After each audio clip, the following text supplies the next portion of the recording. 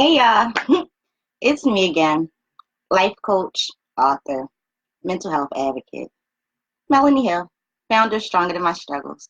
Thank you for joining me today. I've been having fun doing this video series as we go through the strength of a woman and we talk about the stories inside this anthology. I've been having the best time. I don't read my own books, and it's weird because when we have something going on, we seek inspiration and we go and we look for quotes and affirmations and we watch videos. And, I be sitting around like I don't have these books full of inspiration like right here.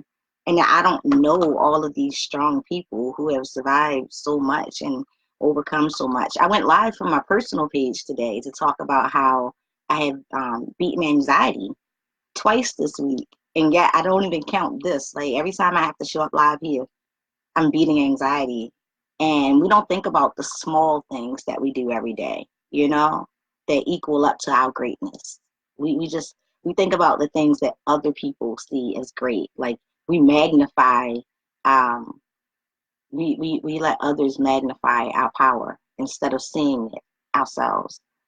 And so yesterday we covered the story of Robin, who at the age of 5 started being molested by her father, who she later found out wasn't even her father, and grew up in a home that was full of domestic violence. And when her family finally broke free, she was able to find peace and happiness and to regain herself and her strength, um, and to find love and settle down.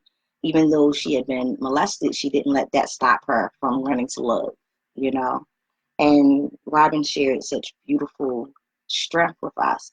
And today we're going to talk more about invisible illnesses because today the young lady who essay that we're going to discuss, she suffers from visible and invisible illnesses. Yet it's the invisible illness that seems to wreak more havoc in her life. It's easy to, it's easier, it's easier to deal with something that we know what it is and what it will bring on. Like if you're deaf, you know that you're not going to have the best hearing.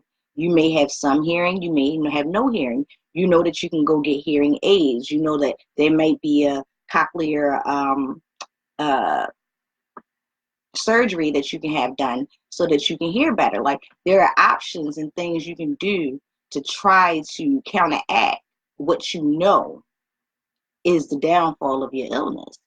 Well, the young lady that we're going to talk about today, Amanda's legally blind. And yet, that is not what seems to be her biggest problem. Amanda's also mildly autistic. And it's understanding what you don't understand that gives her the biggest struggle. And so, before we delve into Amanda's story,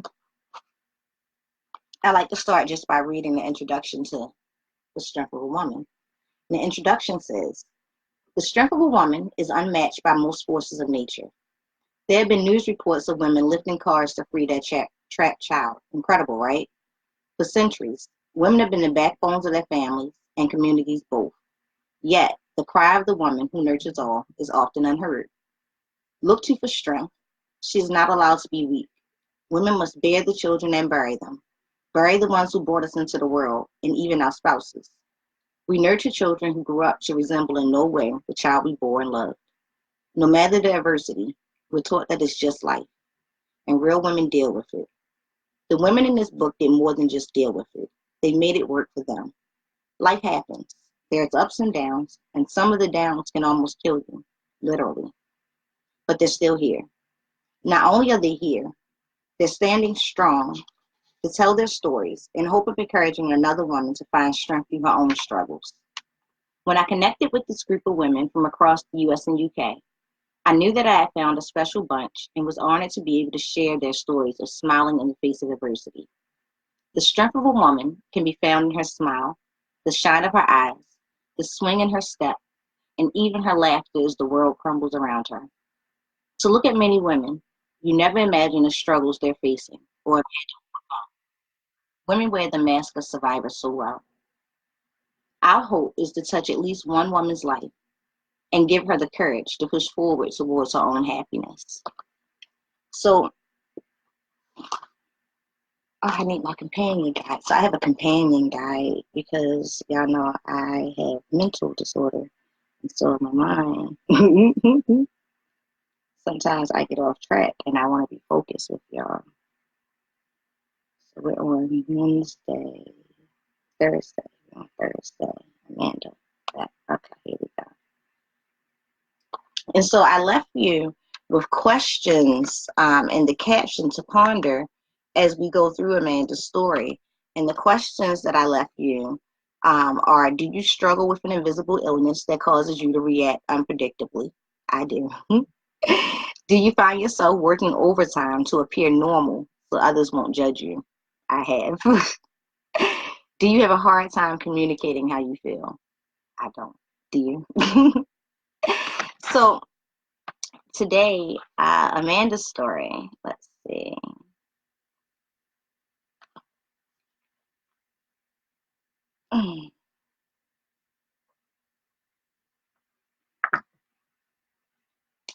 Amanda says, professionals believe that autism is one of the fastest growing developmental disorders to consume the United States.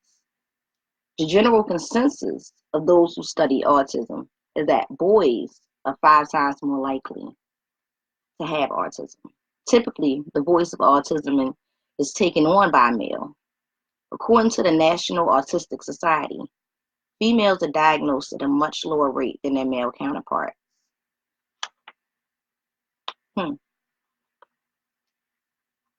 She said the diagnosis of autism in females can be more complex to diagnose. Many times, females with autism want to be accepted socially, so they learn to adopt appropriate mannerisms. You know, she's speaking specifically about autism, but that happens with a lot of us who have invisible illnesses. Invisible illnesses cause you to try to hide who you are so that people won't judge you. Because if they can't see that you have this illness, it's almost like, will they believe it? Will they allow me to be fucked up for a minute? You know? Or am I responsible for being normal? So let me just try to be normal. She said girls learn to mimic and copy what is socially appropriate for their age group. It's not uncommon for girls to be diagnosed around the age of 11 or older. It's also important to remember that girls and women are oftentimes misdiagnosed for having other conditions such as attention deficit disorder. One woman with autism who didn't allow autism spectrum disorder to control her life is Dr. Temple Grandin. From an early age, Grandin knew she was different. Like most individuals with autism, she had delayed speech. Grandin did not begin to speak until the age of 4. When she was old enough, she expressed interest in working with animals. She would later work in the livestock industry. Many individuals with autism fixate or focus on specific subjects. For example, most boys find an interest in planes, trains, or cars. Amanda thinks that it's important that you know about autism so that you can understand how normal things can throw a person off that has autism because they've maintained such a lifestyle of trying to appear normal while not even understanding what normal is. Amanda says, I was born legally blind with a condition called retinopathy of prematurity. My condition left me legally blind, and that was the public school's main focus. So they didn't care that she had developmental issues. They didn't care that there was something different. She was blind, so let's focus on what we can see. Let's fix the problems we can see. We'll cater to her blindness. She said in middle school and high school, I began to hang around my teachers rather than socializing with my peers.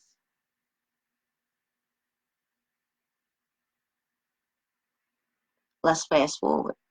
I'm not fast forwarding. She is. She says, fast forward to 2014.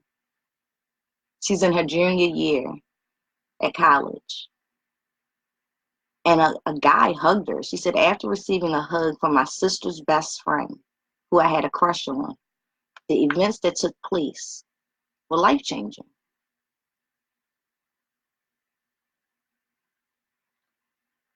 A hug was life-changing.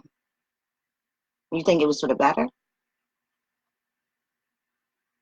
She said, after receiving the hug, I ran back to my dorm room and I was pretty upset. I paced back and forth. I shook. I rocked back and forth.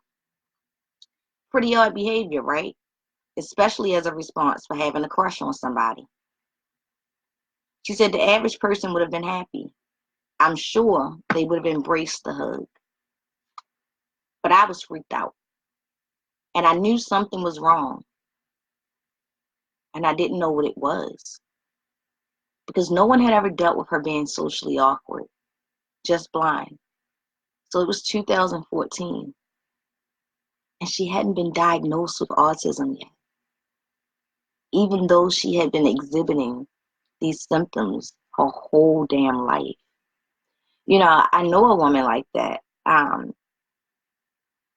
Renee, who runs Black Girl Lost Keys, she tells the story of how she had issues from childhood and she was diagnosed with ADHD 3 times, but her family wouldn't accept the diagnosis. And so she never got help or treatment and she was in her, I think she said she was 25 when she finally got diagnosed as an adult and was able to get help and treatment and get her life on track. Like, there are so many invisible illnesses that we live with that literally affect us our whole lives. And people will just say, oh, that's just how she is. Oh, she's just quiet. Oh, no, they just don't like that.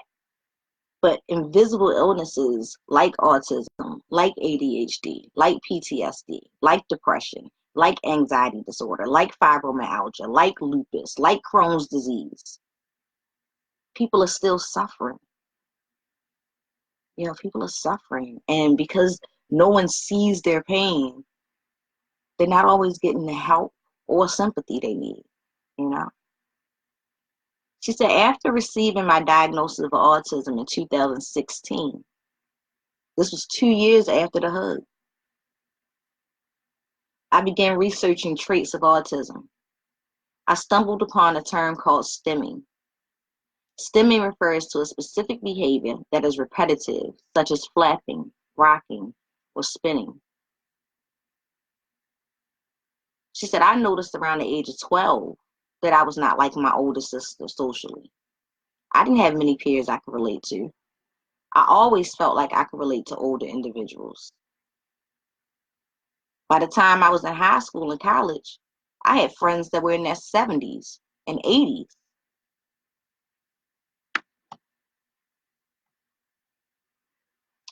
So I'm going to stop for a second. So I have two things to ponder to leave you with just from where we've gotten so far. Legally blind and mildly autistic, Amanda finds herself struggling to navigate not only the world, but her own emotions, right? How have you let your differences, how have your differences left you struggling to feel normal in everyday life? And as Amanda talks about being so socially awkward that she never had friends her age or hung out with people like her sister, she only had dealt with people that were older than her. The second thing I'd like to ponder is she's socially awkward, and to protect herself and mask it, she tends to spend time with older people. Have you ever found yourself spending time with people who weren't your first choice options out of fear that the people in your own peer group would reject you? You know, I relate to that. You know, I used to find that I always would end up with people who had nothing in common with me because they just wanted to be around me. And I was comfortable with letting them be around me, even though I was bored silly because we didn't really have things in common. But I always felt like the people who like the things that I like wouldn't like me. Like I always was weird, you know? And so I always just would settle, even in dating. I used to do the same in dating. Like I would never go after the guy that I wanted because I would feel like, I was too weird, too awkward, too sick, too different. I had too many issues. And so I would settle for someone who wasn't what I wanted or needed, you know? So Amanda goes on to say, I experienced other non-social behaviors, such as zoning out during conversation, not always making eye contact. And since receiving my diagnosis of autism, I found ways to cope, one of them being writing poetry. She wrote a book called Legally Blind Letters from Amanda.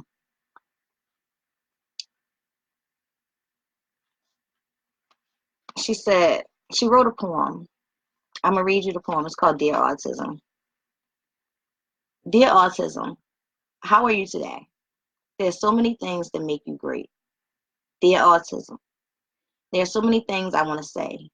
I wish I can control you better and keep you at bay. Dear Autism, why did you trigger me? He was just trying to be my friend. Instead, you made him frighten me. Dear Autism, it was just a hug. Instead of embracing it, you made me run. Dear Autism, why did you put me through this? I wanted to be his friend and not question the friendship. Dear Autism, one final thing. To protect me from him and to keep me safe, he decided to no longer be my friend. Regretfully, the girl who wishes we could have been friends. Amanda says, it's a little known fact. Dear Autism was written for my crush. I kept that secret for 2 years. The hug I was given was so intense, I didn't know how to process my emotions. I've had a crush on him for many years. It was difficult for me to process what happened. I didn't want to admit to myself that the experience really traumatized me physically and emotionally. Often those that we are attracted to, we associate them with gentleness. I know in my heart he didn't mean to hurt me, but at the time emotionally, I couldn't process what was going on in my mind. Education is always important. When we educate ourselves on things that we do not understand, we help to empower ourselves. I began to research characteristics and traits of autism. I watched several documentaries.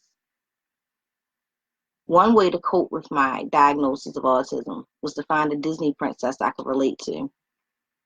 I relate most to the Queen Elsa from Frozen. I realized that Queen Elsa was socially awkward. So am I, but that's okay.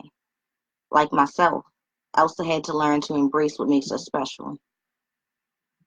I learned to love every part of me, including the parts that make me imperfect. I'm a young woman with autism, and nothing is going to change that. I have to turn the page and continue my journey. I didn't find autism, but autism found me. I acknowledge that I want to be a female face of autism. Learning to embrace the condition has allowed me to become more comfortable with who I am. I recently spoke at an Alliant International University. I spoke to students not only on my struggles with autism, but the joys of embracing who you are. I believe had I not received my diagnosis of autism, my life would have been very different. Autism helped me find my calling in life. It helped me to find my voice and show that even in the face of complexity, we can rise above any human challenge. It's important to embrace and love who you are, regardless of what life throws your way. So, Amanda's autism causes her to not know how to communicate sometimes. Has anything in your life ever interfered with your ability to feel comfortable communicating your true emotions? Amanda, she left us with two quotes that I think are like amazing.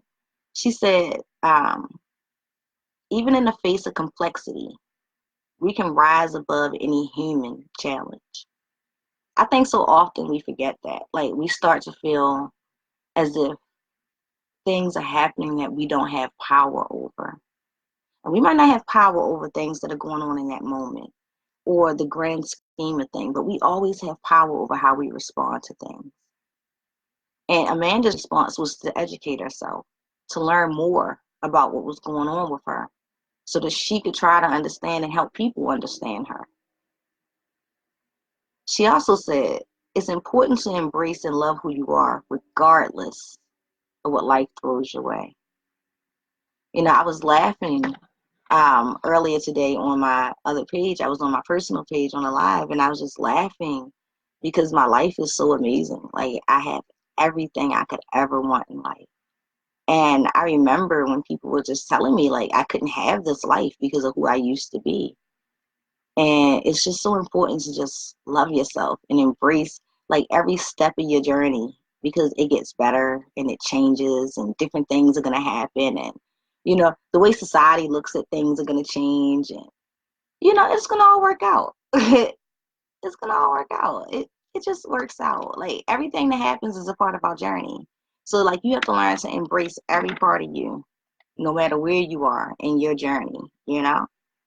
So I think that from Amanda's story, we could take away that Amanda was born with struggles that she'll battle for life. Yet not only has she worked hard to educate herself on her conditions, but she works hard to thrive in spite of them.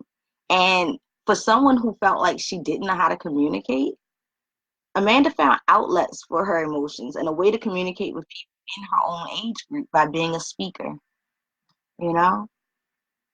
So for her to be able to write and do these speaking engagements, it gives her an opportunity to even be in a place where she doesn't have to feel so socially awkward while talking about being socially awkward. It's like coming here to not be anxious to talk about overcoming things like invisible illness, right? It's kind of weird, but life is going to throw things at you every day. Like, it doesn't stop. Like, it doesn't get to a point. Like, even when I'm saying, like, my life is great, I have everything I want, it doesn't mean that different things aren't coming at me every day that threaten my peace and stability if I allow them. You know, you just have to choose how you deal with things. And Amanda made a wonderful decision to educate herself and to stand strong and to use her education as a way to communicate with others and to help them learn how to deal with people who have autism, because we don't see it. If you can't see it, then sometimes you think they're normal. And normal is a pejorative word, you know? What is normal? So I'll be back tomorrow. Tomorrow we'll discuss Sierra's story. Tomorrow we'll talk about Sierra Lovelace. And Sierra talks about fighting her way out of depression. She admits that she battled depression for almost 2 decades. And after almost 2 decades of fighting depression and feeling worthless and watching other people live their lives like the grass is greener on the other side, she finally decided to step out of the darkness of depression. She made a choice to step out of the darkness of depression. And Sierra is going to share with us her journey out of depression. And it's a very inspiring one. So hopefully you'll tune in here tomorrow at noon. I'll be back. We'll be talking more about the strength of a woman. The strength of a woman. And if you were not one of the 85 people who downloaded a free copy this past weekend, shame on you. They were free for everybody. But you can download the book on Amazon, or you can grab a print copy on Amazon or in our online store. I'll be back tomorrow at noon. We'll talk about Sierra. We'll talk more strength. If you're on the Stronger Than My Struggles mailing list, you'll wake up in the morning and I'll have done a recap. We'll make sure that you get a copy of the lessons that we learned today from Amanda's story. And I'll see you tomorrow. Thanks for tuning in.